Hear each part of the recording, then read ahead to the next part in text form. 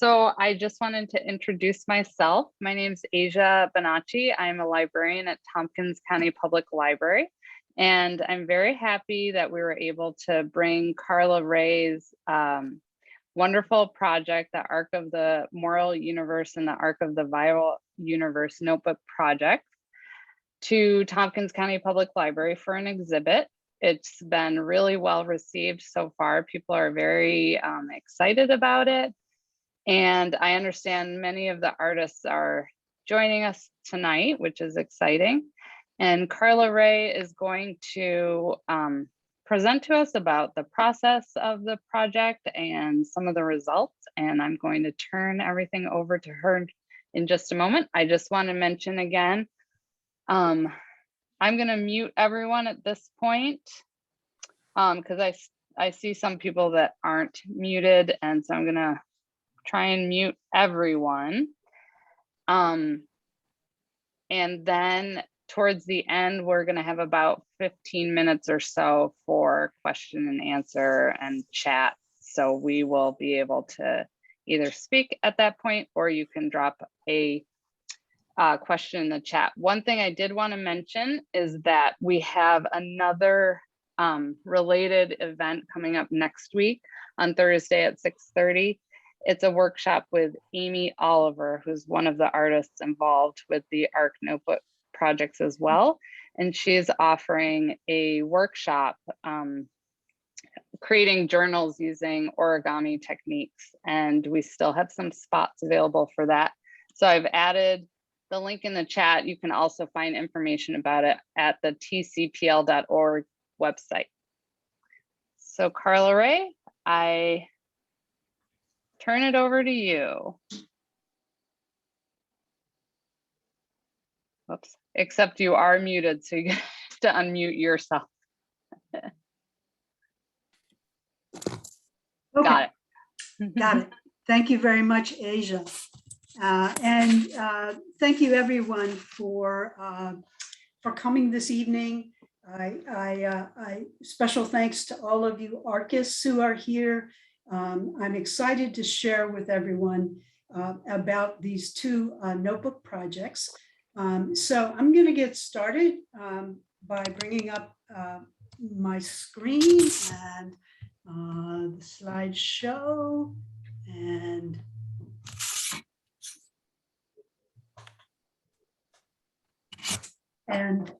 here we are. Now, should I be able to see myself, Asia, or not? If you share your screen, because you are a co-host, let's see.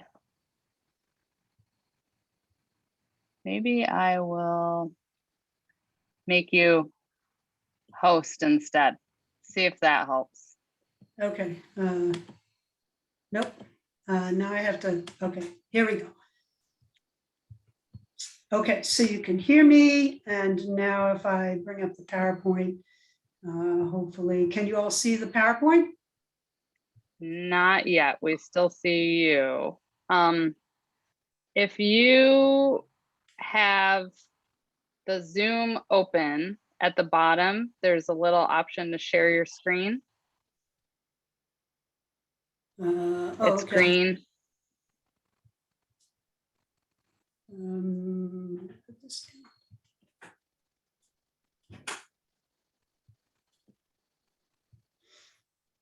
Sorry, share screen.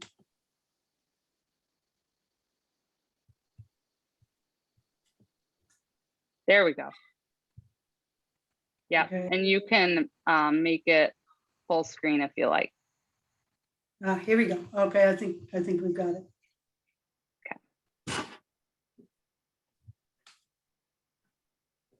Okay, is that working now? Mm-hmm. Can you see the screen? Yes. Yep. Okay, so at last we're ready to roll. These are two notebook projects, as you probably know, Arc of the Moral Universe and Arc of the Viral Universe. And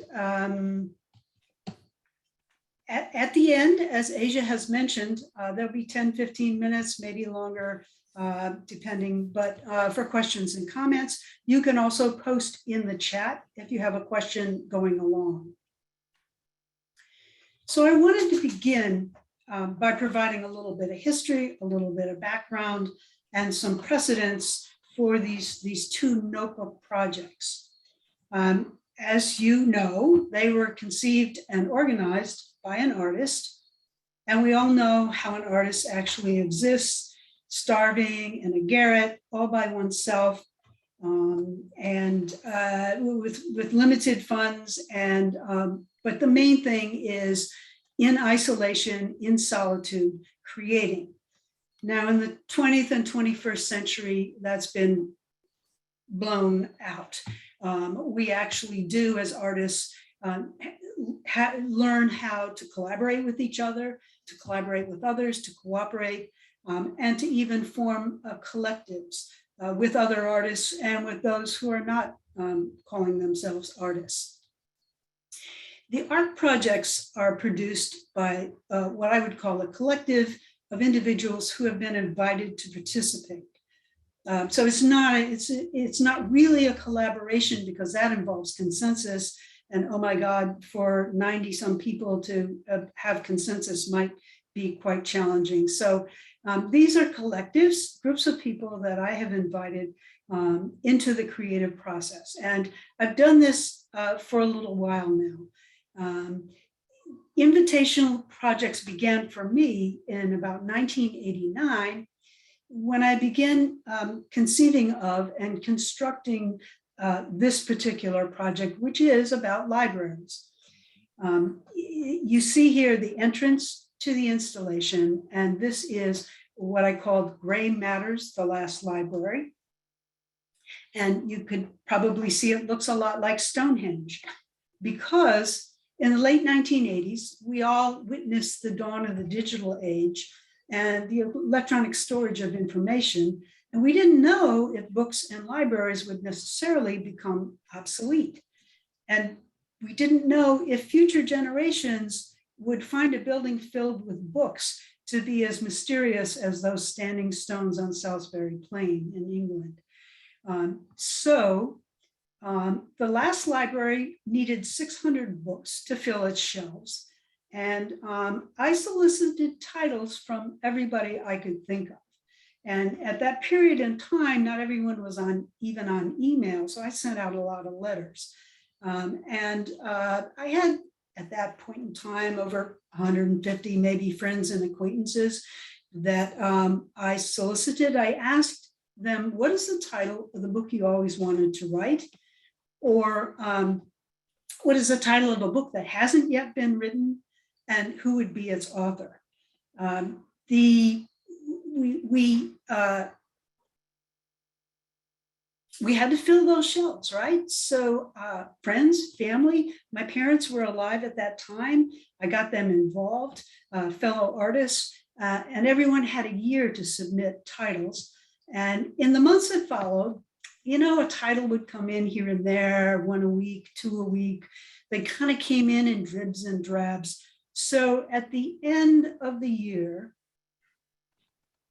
everyone received a card from the last librarian, which said, your book titles are overdue at the last library. That was pretty profoundly effective, because suddenly hundreds of book titles arrived in my mailbox as well as in my email box. And so if you think that librarians don't have power, Asia, they actually do. So together, we filled all those library shelves. And these are books that never were written, as far as I know, never will be written. And you cannot read these books. These books are actually made out of refurbished, recycled, repurposed styrofoam that had been painted and then titled. So it was 20 years before the next time that I was brave enough to invite friends and acquaintances into another project in actually the end of 2011, I sent out a query because a couple of years earlier, I've always been a fan of libraries. So when I walked down the street in Peekskill and I looked in a shop window, we had a wonderful shop called The Coop in Peekskill. It was antiques and curiosities and lots of treasures. I saw a 50-drawer antique card catalog, and I absolutely had to have it. And it was way beyond my budget at the moment, but I scraped together the funds, I purchased it, and I brought it back to my studio. Now, it was one of those things where I thought I knew what I wanted to do with it, but that idea never really panned out.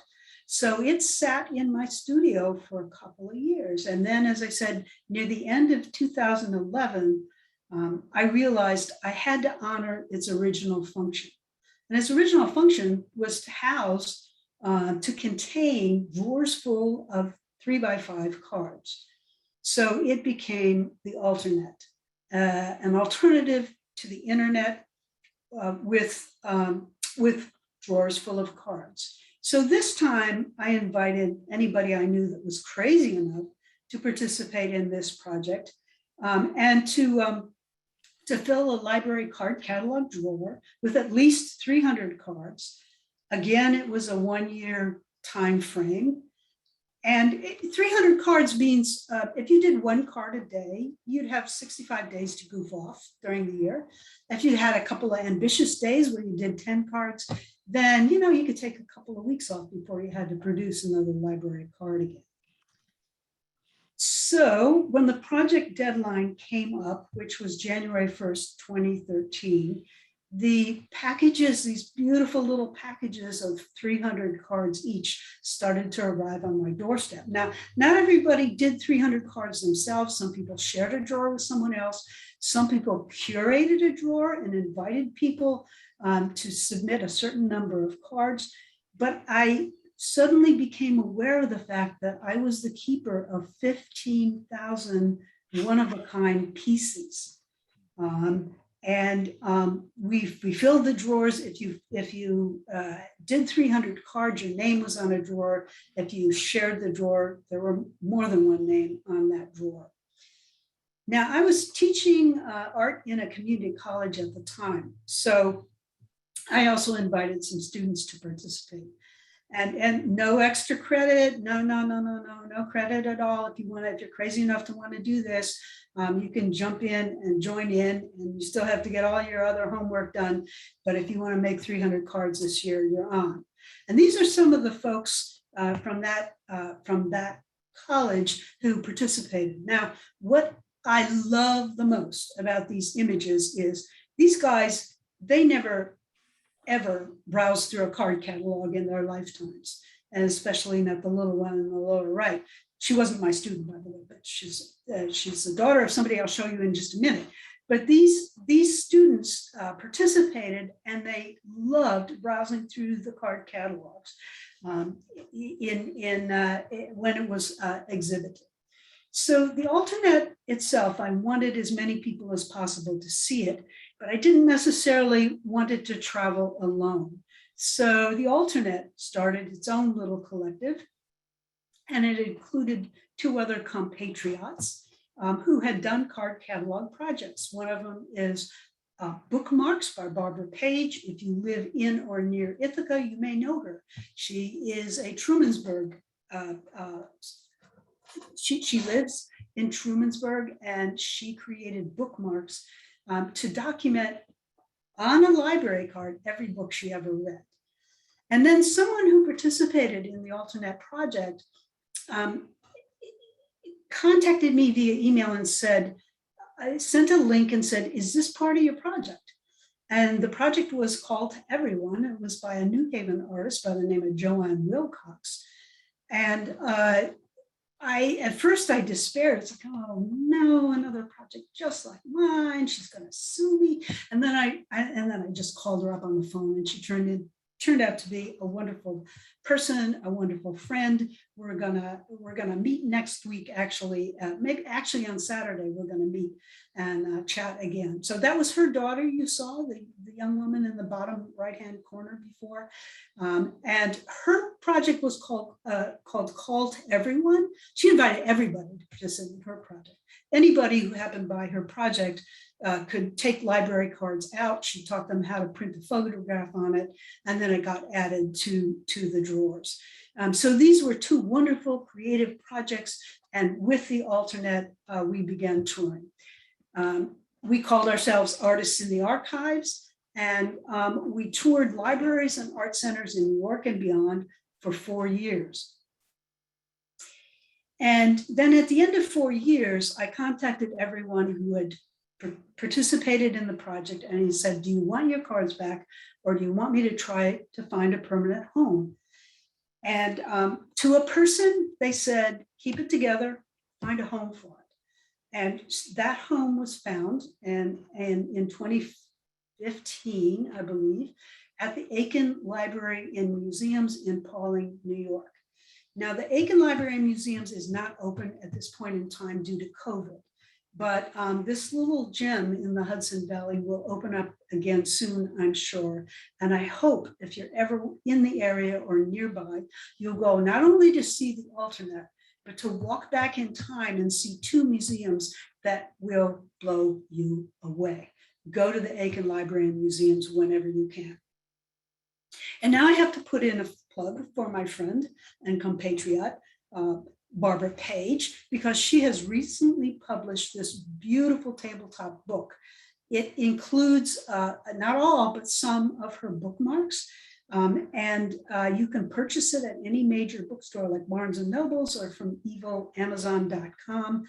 You'll see some autobiography in there that attaches, that connects to the cards that you will see that are beautiful, one-of-a-kind imagery that gives you some insight into her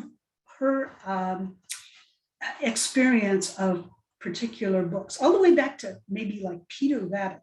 Her whole lifetime of reading books is in bookmarks. So it's a great book. It's a great gift for a bibliophile or a librarian or a library lover that you know. So consider that when you get gifts in the coming year.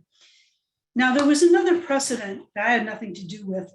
I did submit to it, but it is called a sketchbook project. Maybe many of you have heard of it. And it was founded and run by the Brooklyn Art Library.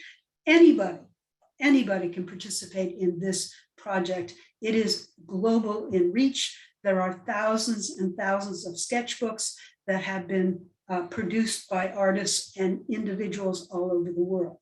You go to, at the bottom right there, you can see brooklynartlibrary.org/participate.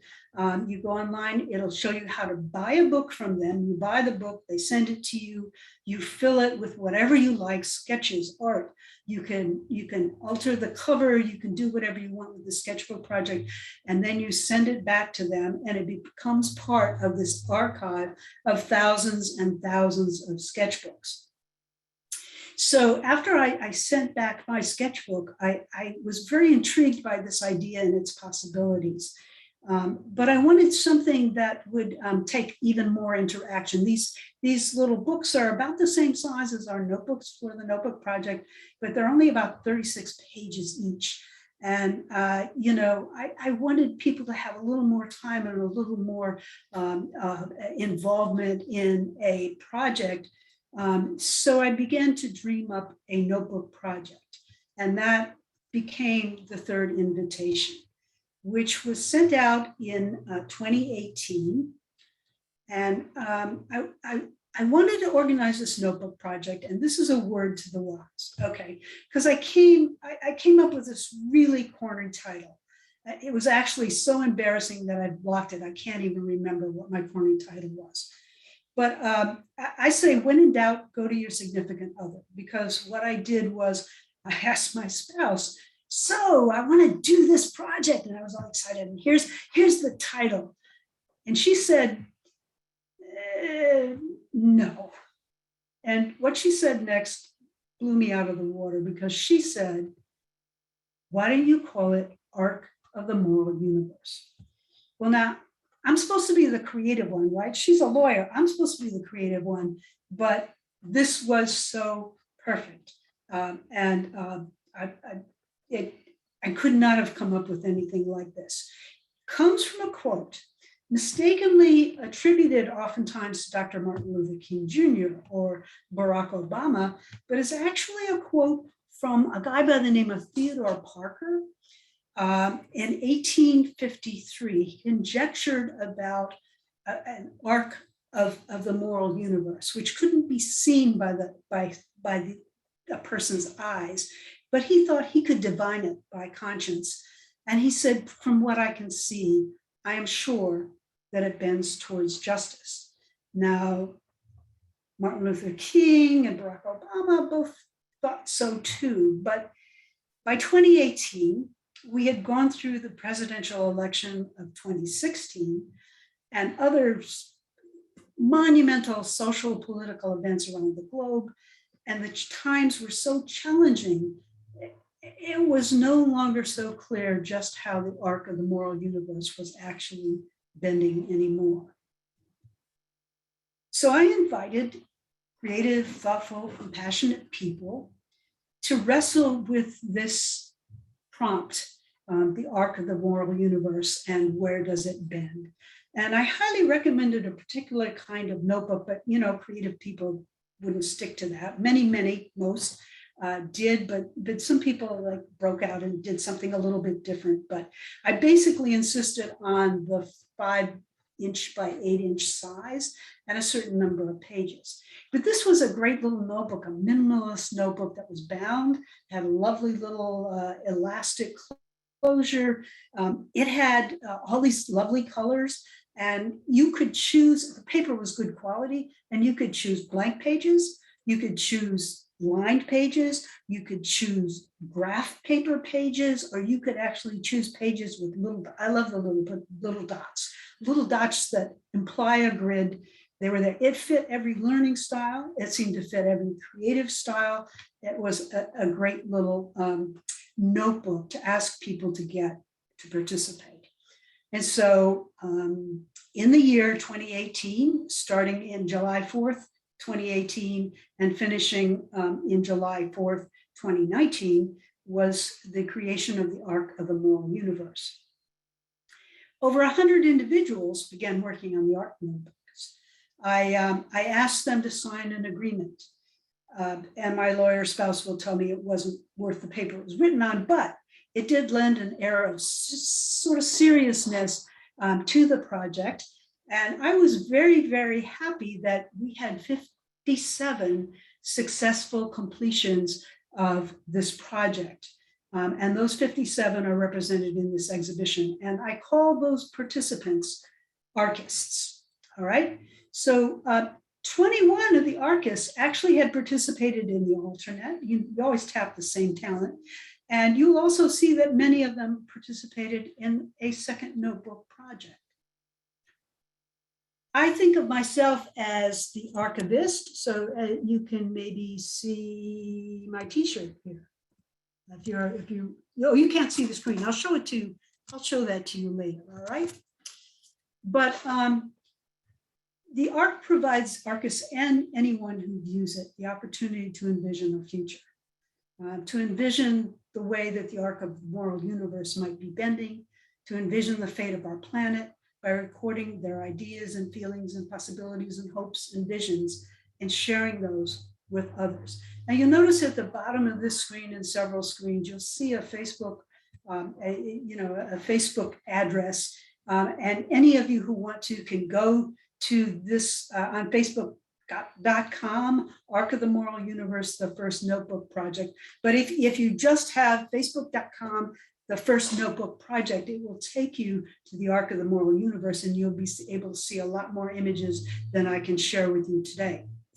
So participation in this project was open to everyone.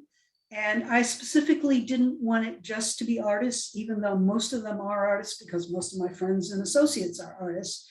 but everyone was welcome and you didn't necessarily have to self-identify as an artist or even a writer. Arc-ists come from New York, Connecticut, New Jersey, Illinois, California, Virginia, Minnesota, Washington State, New Mexico, and Iowa. We had quite the national representation. They may not be, these notebook pages may not always be profound or perfect or literary or artistic, because these are bound notebooks. So it's not like a binder where you can take pages in and put pages in, take them out. These were bound, so you could maybe remove a page if it was really, really bad. But these are authentic voices, and they convey the unique vision of each of these arc-ists and participants. We had approximately 1 year to fill the pages of these notebooks. So, you know, I've taught in colleges, and so there's a little bit of flexibility, but basically a year. And participants had the option to complete their notebook individually or to collaborate with others to fill pages. The overwhelming majority of people did their notebook on their own. And completed Arc of the Moral Universe notebooks began to be exhibited in 2019. And we had 2 very successful exhibitions prior to the arrival of the pandemic. I got to tell you, I had lined up exhibition venues for at least 2 years for the Arc of the Moral Universe to travel and be seen, but that most of those got canceled. But our inaugural exhibition of Arc of the Moral Universe, you see here, it was at the Ettinger Room at the Croton Free Library in Croton-on-Hudson, New York. That was from September through October of 2019. There was a second exhibition at the Greenberg Public Library, which is in Elmsford, New York. And that was January, February of 2020, right before the shoe dropped. And I want you to take note of this. The Arc notebooks, they're really one-of-a-kind originals. They're bound volumes. So I wanted them to be, they're precious, they're exquisite. I wanted them to be exhibited securely, but I wanted people to be able to browse through them. So they're tethered with coated steel cable. And what I love about this is it parallels the way rare illuminated manuscripts used to be secured to tables and shelves in the Middle Ages. Before the invention of the Gutenberg press, every single book was rare, and many of them were beautifully, exquisitely illuminated manuscripts. And to see them, to read them, you had to go take a book that was chained to a shelf and pull it down and look through it. So I really have begun to think of the Arc notebooks as illuminated manuscripts. At the Tompkins County Public Library, the notebooks are displayed in gorgeous glass cases that the library has. So this gives you an idea of how they look at Tompkins County Public Library. And what I particularly love, they're in what's called the Avenue of Friends in the library. And as an archivist, I'm really pleased that the beautiful arcs that the library has installed on the floor and at the end of the avenue, you see them on the right-hand side there, just for our exhibition, just kidding. But it does echo our theme really beautifully. So it's a perfect space to display these notebooks. Now there's some color coding here. If you're at the Tompkins County Public Library and you're looking at the Arc of the Viral Universe, you will see that the arc-ists bios are in a signage on a laminated information card at one side of each notebook. Now, the glass cases are great, but actually they prohibit you from browsing through the books. This is necessary during COVID, one of many sacrifices we must make. But you do get to see a two-page spread of the actual notebook, and you get to see a two-page spread on the signage next to that notebook. And there's also a video monitor that is, I'm showing you 3 or 4 more, I think at least 2 more two-page spreads. So there's more that you can see than what is just in the cases. And here are some Arc of the Moral Universe notebooks. Their signage has a sort of a soft pale orange peachy color. Once the pandemic recedes, and we all hope it does for many, many, many reasons, but I really look forward to the day when visitors will be able again to browse through every page of every notebook. So the Arc of the Moral Universe notebooks were created by the following people. You won't be able to read every name, but there are 57 participants listed here. And I'm going to show you a sampling of their pages. Again, the Facebook site where you can see more. I am going to shut up and I'm going to give you about 5 seconds to feast your eyes on each and every one of the pages. Here we go. Oh, I have to caution you, because it's more like watching a movie trailer than the film you're dying to see. You're only going to see a tiny glimpse of each notebook. Here we go.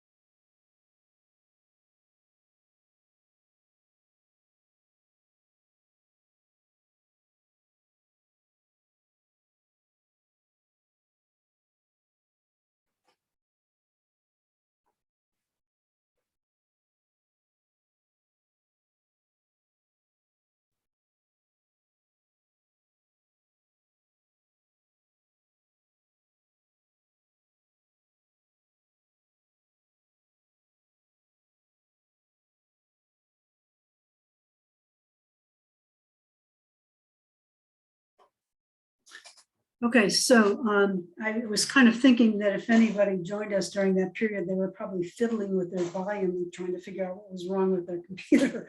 But when the Arc of the Moral Universe was finished and it was going to travel, I had pretty much crossed a notebook project off my bucket list. But this happened. And it occurred to me that we were all going to be isolated, that we were all going to be afraid, that things were going to be radically changed, that it was an extremely historic moment in our lives, and nothing would be the same again. And so invitation number 4 went out. And it became the Arc of the Viral Universe, which is the second notebook project. Invitation went out in March of 2020. The start date, the official start date was April 1st, 2020, no fooling. And the official end date, although it did get stretched a bit due to the pandemic and everything that went on, but the official date was to be April 1st, 2021. And that is the Arc of the Viral Universe. And there's a new Facebook page for the Arc of the Viral Universe. It is facebook.com/anotebookproject. And you can see more of the Viral Universe on that Facebook site. So in March of 2020, we were confronting the reality of a worldwide, viral pandemic of unthinkable proportions. And we're facing the reality of lockdowns and closures, restrictions in travel, social distancing, masks, isolation, sickness, loss, death, Zoom meetings, fear, lots of fear. And that prompted this sequel. Invited were all the contributors to the first notebook, plus 100 other people that I thought of that were creative and interesting and just might be crazy enough to sign on to the project. And again, from all walks of life, not just those who self-identified as artists. Because of all the challenges, there were, out of those, probably over 170, 200 people invited. There were 34 participants that actually were able to finish during this year, some as late as August of 2021. There are a handful of notebooks still out there by extraordinary people. I know they're almost finished, and I'm going to tap you if you happen to be on the Zoom call, and even if you're not, I'm going to tap those people and get those notebooks in for future exhibitions of this project. But these are the participants who did finish and whose notebooks are on display at the Tompkins County Public Library. These particular volumes document how much our lives have changed since the Arc of the Moral Universe. Much more unease about the future, many more concerns about the planets, our outrage at systemic racism, our apprehensions about threats to our democracy, and even some glimmerings of hope during these, the most challenging of times. And so in the Arc of the Viral Universe, here is another sampling of pages. Again, I will shut up and let you just see what people have done.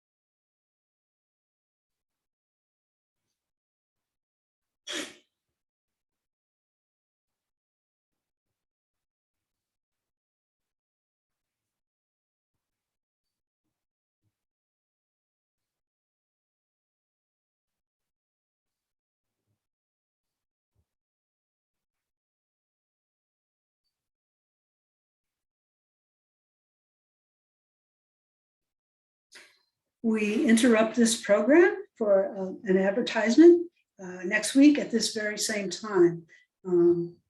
Amy Oliver, you see here, she has done journaling workshops for a number of years, and she is going to show in a Zoom workshop people how to create their own origami notebook or zine.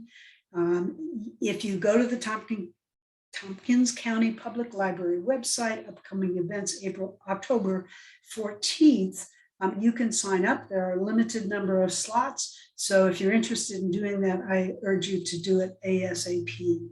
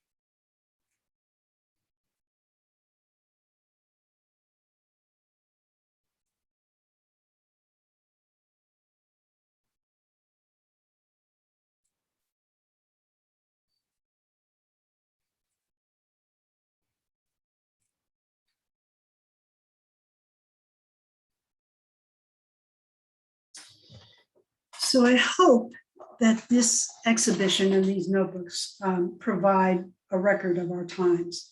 I think it's a historic moment in time, and also provide sort of a recounting of the concerns we all have shared jointly, and maybe even document our hopes for the future.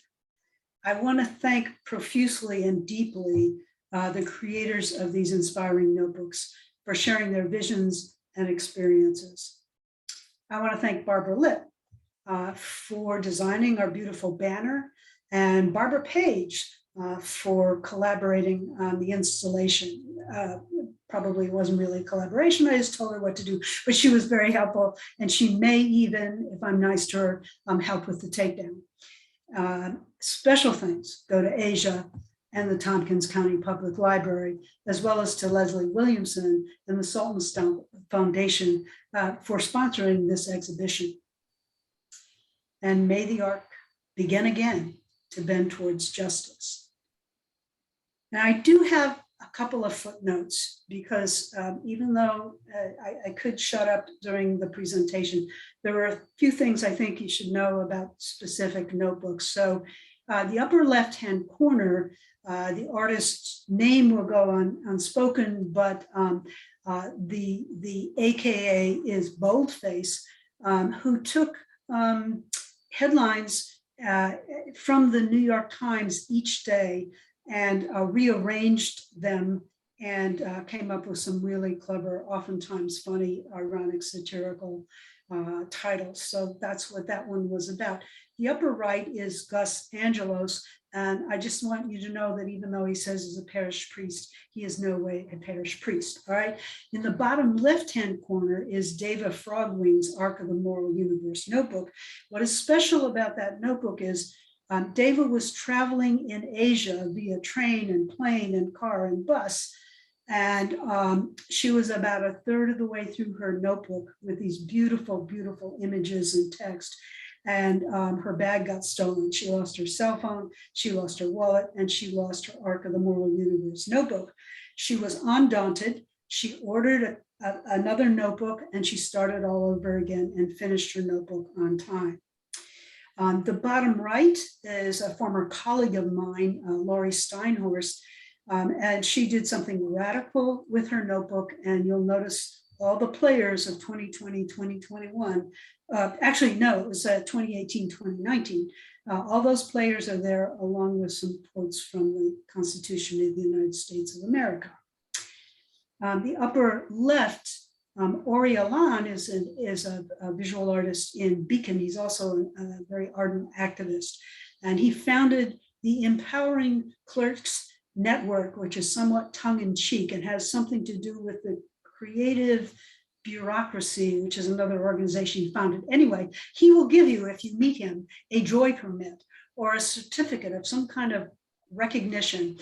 You can also get from him a Metro card that is really a compassion card. So Ori does those things, and I wanted you to know that. The upper right, Sarah Connors collaborated with her 3-year-old.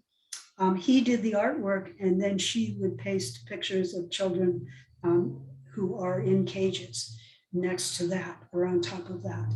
The bottom left is the notebook of Sheila Ratchover. You may have noticed we lost Sheila in 2021. And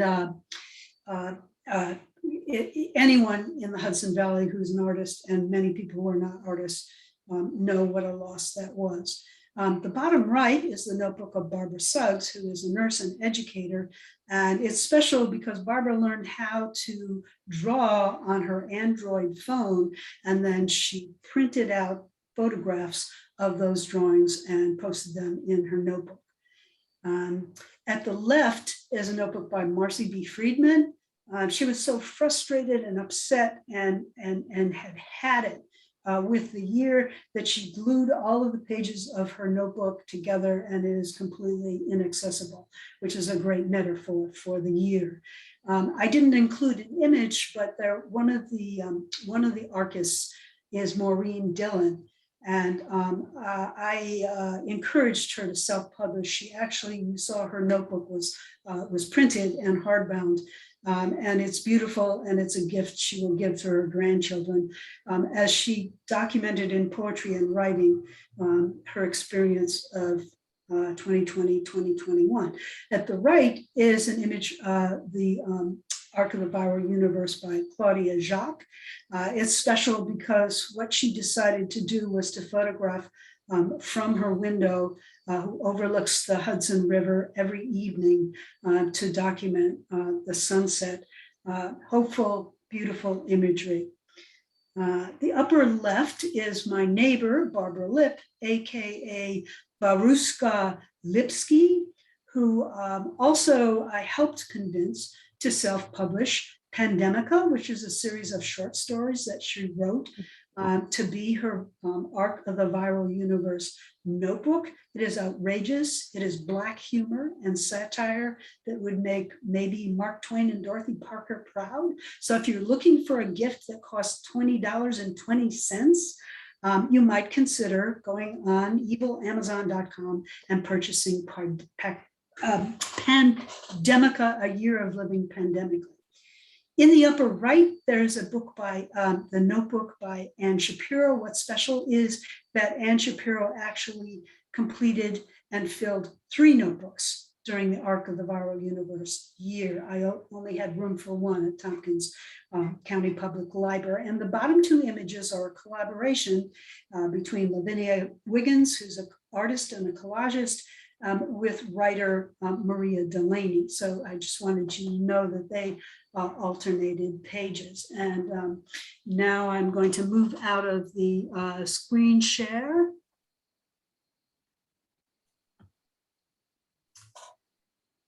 And I am going to turn our meeting over to Asia, who has generously offered to moderate questions from chat or those who raise their hands. So take it away, Asia.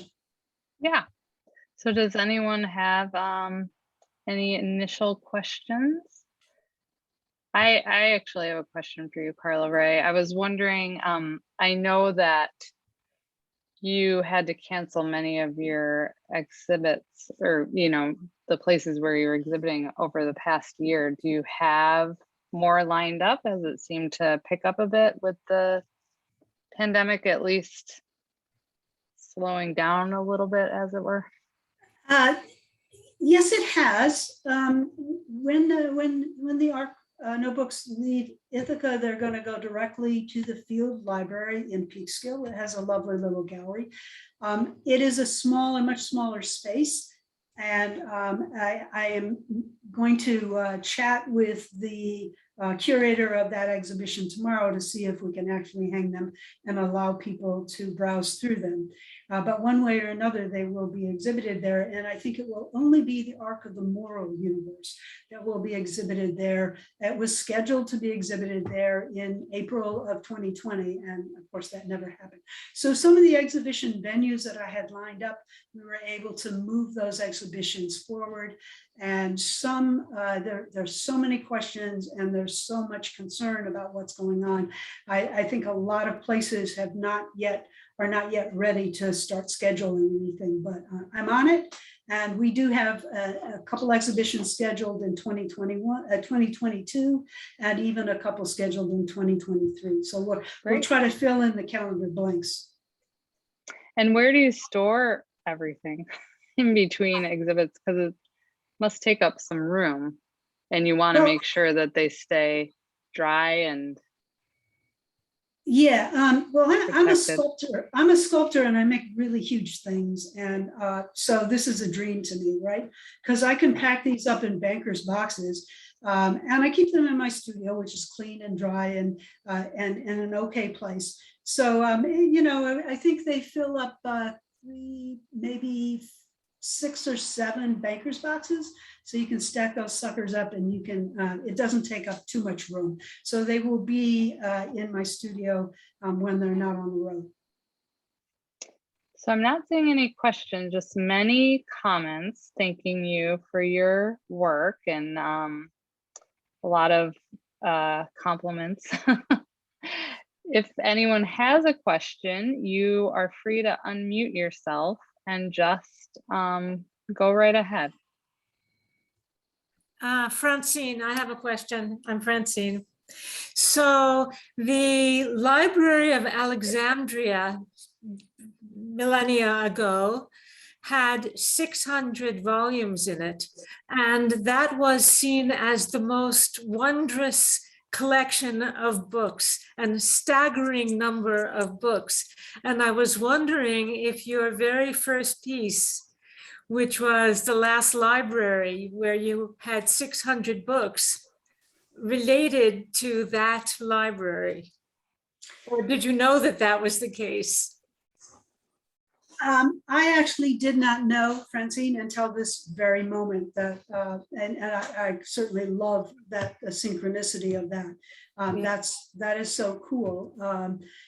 So what we consider to be one of the first libraries and the very last library were of the same number. Let me just mention.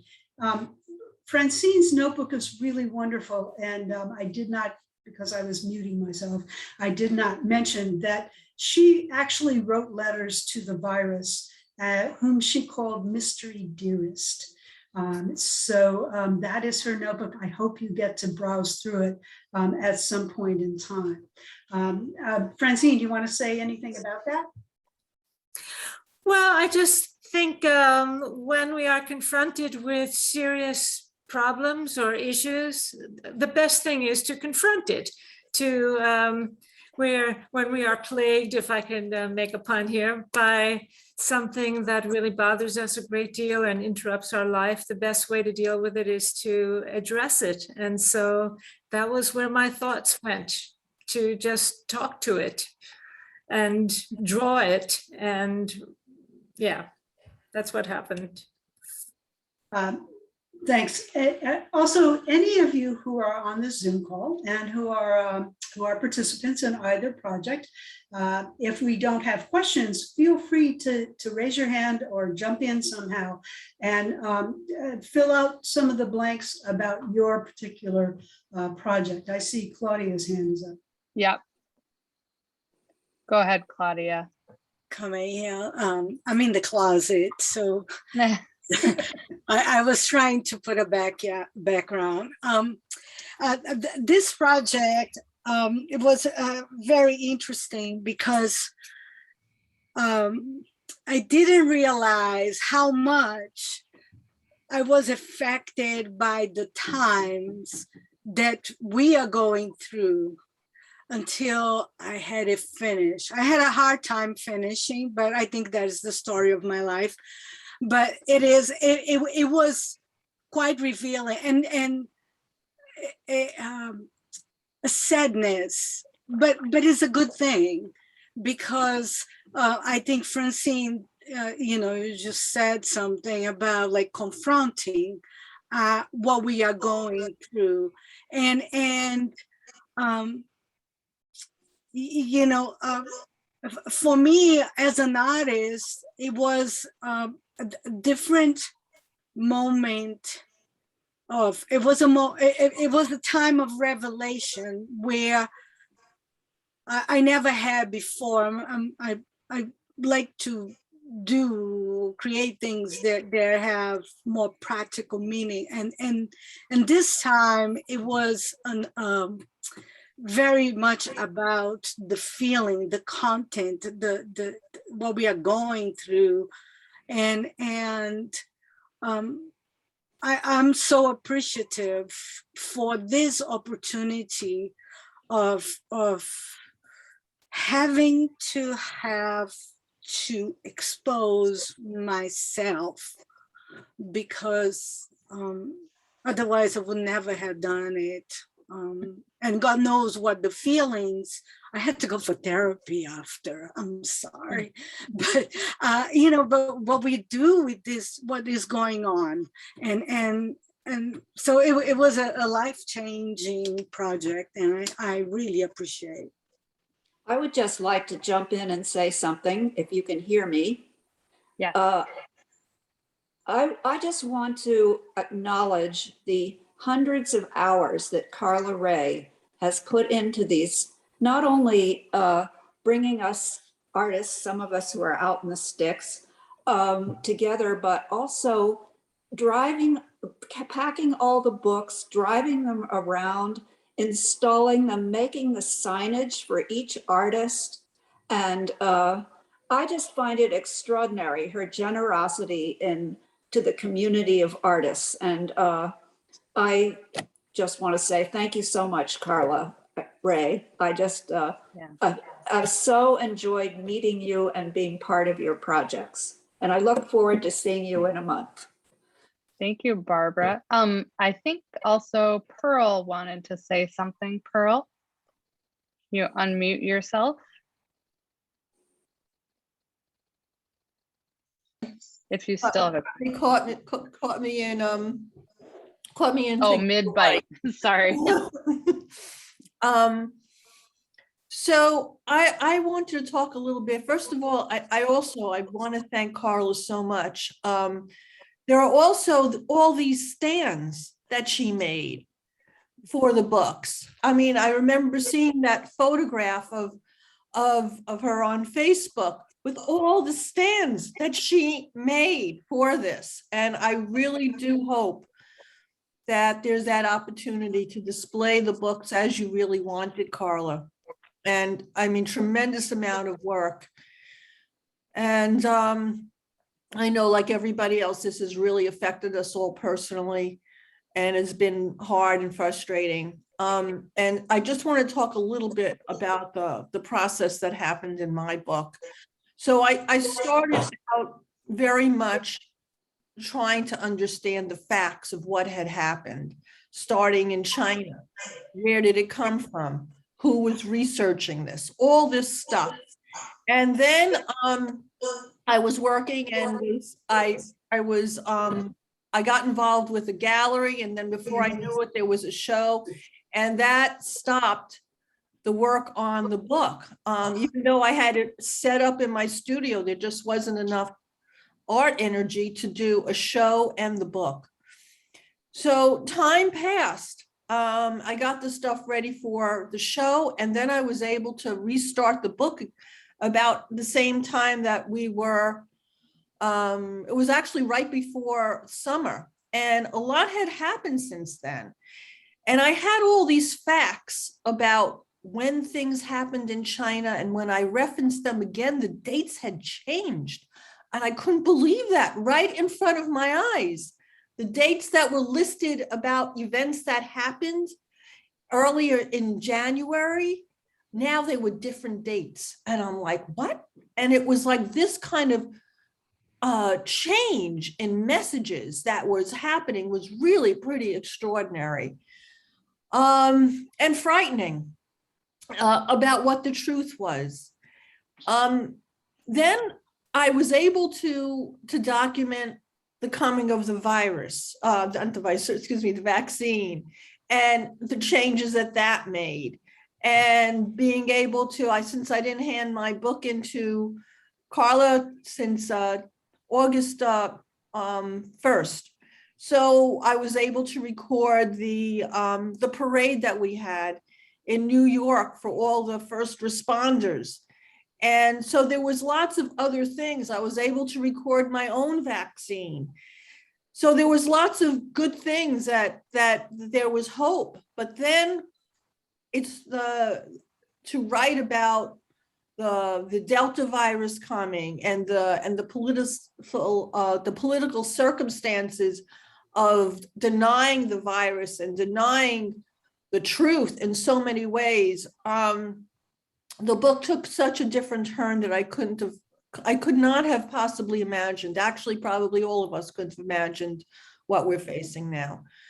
And I would not have been as focused on what was occurring without this project. And I just really want to thank Carla so much for making this available. I got really, really good at explaining to people why they needed a virus, why Trump was so dangerous. And there was no one that really could argue better than I have to say. So thank you.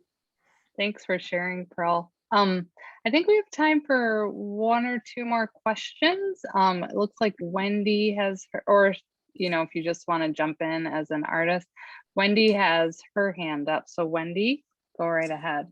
Yes, hello everyone.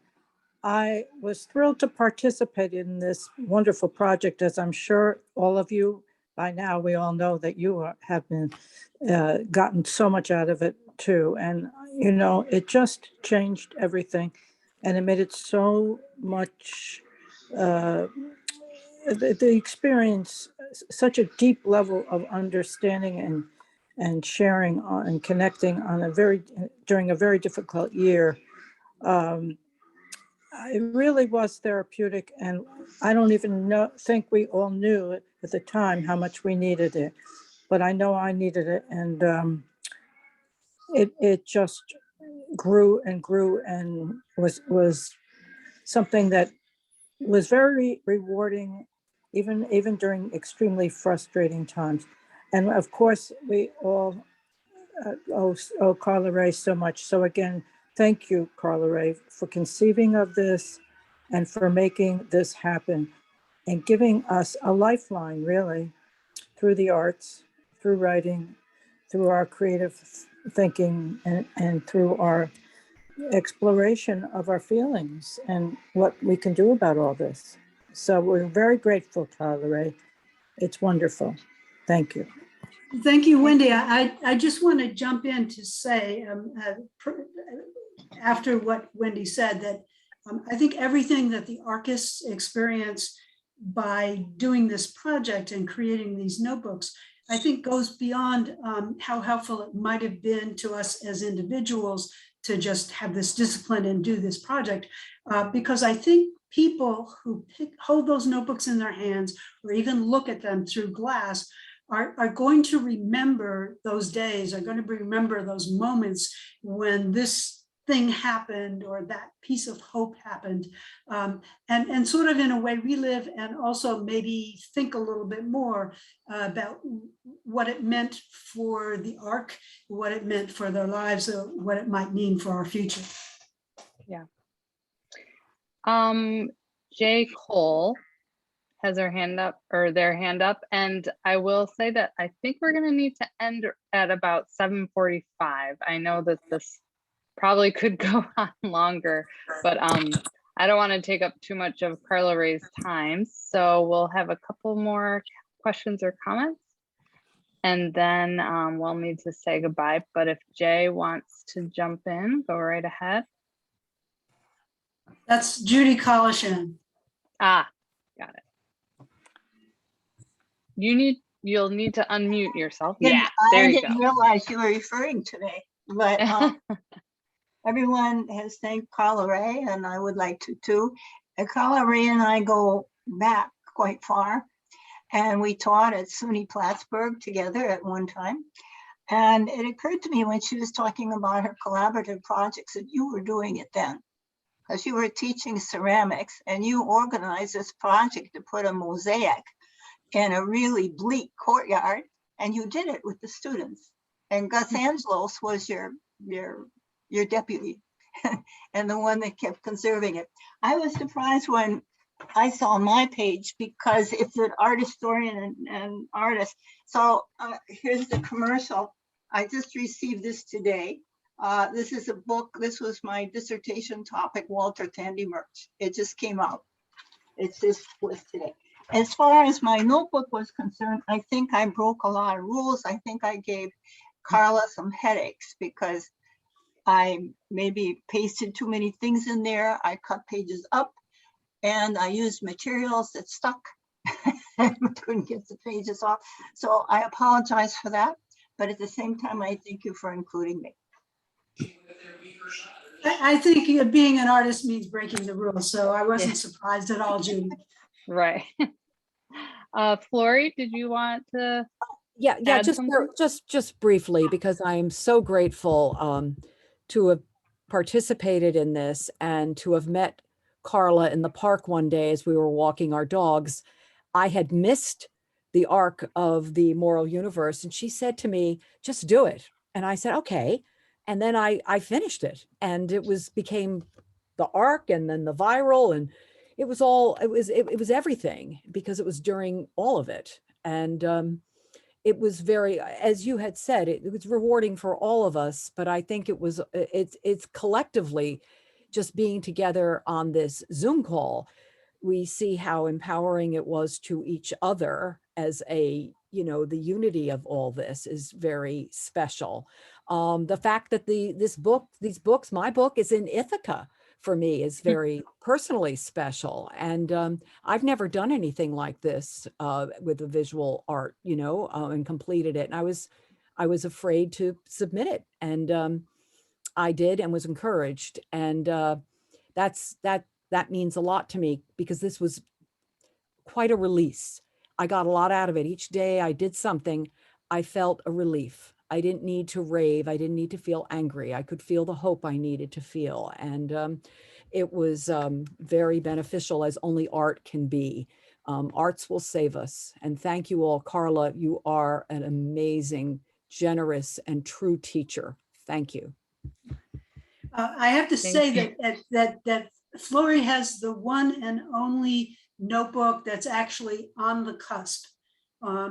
She's between the arc of the moral universe, and she overlapped into the arc of the viral universe with her notebook. So her notebook is pretty special.